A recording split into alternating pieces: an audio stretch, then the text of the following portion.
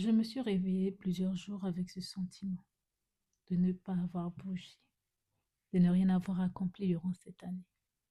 J'avais envie de liberté, parcourir le monde, découvrir, vivre et non survivre, tenir un journal des pays que j'aurais visités. Mais il y a quelques jours, la vérité m'a rattrapée. Avec elle, un étouffement, une frustration d'être là où je suis. Nous sommes presque au milieu de l'année. Qu'ai-je accompli de mon vision board? Avec qui mes yeux vivent-elles? Qui peut dire que ma présence l'a béni cette année? Un seul point. Voilà tout ce que j'ai rayé de mon vision board en 6 mois. Les larmes coulaient, sans fin, sans vraiment que je ne comprenne réellement pourquoi. J'avais un projet en cours. J'ai effectué une exposition dans un festival. J'ai répondu à des appels d'offres. J'ai postulé pour financer mon voyage, mais je n'ai eu aucune réponse positive. À ce moment, je devais faire une illustration pour un concours. Mais ce que je ressentais n'était pas ce que je devais transmettre. Être artiste, c'est ressentir et exprimer ce que l'on ressent.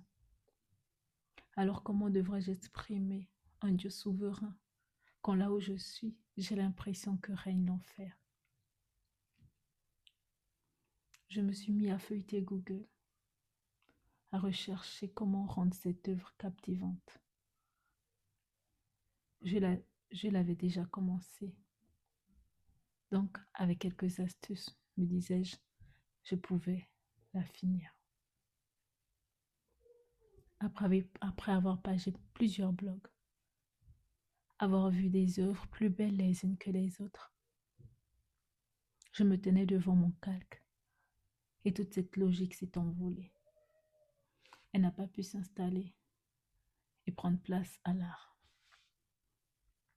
Ce désir de vouloir partir était tellement pesant.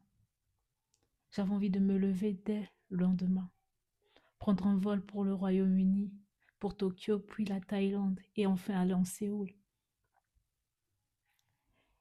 J'ai ouvert un morceau, un nouveau calque.